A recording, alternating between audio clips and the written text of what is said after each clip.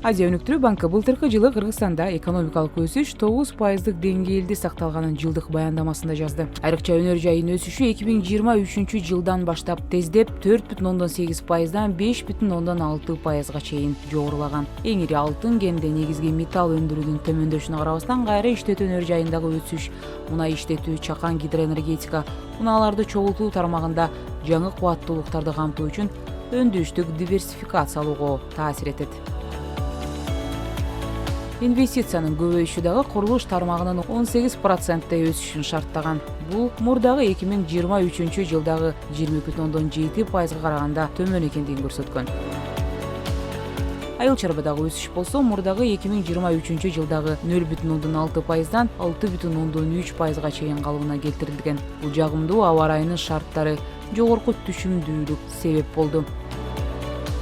Кызмат көрсөтүү чөйрөсүндө болсо өсүш 2023 жылдагы 7,9%дан 9,3%га чейин өскөн. Дүм жана чекени соода болсо 16,3%ды камсыздаган.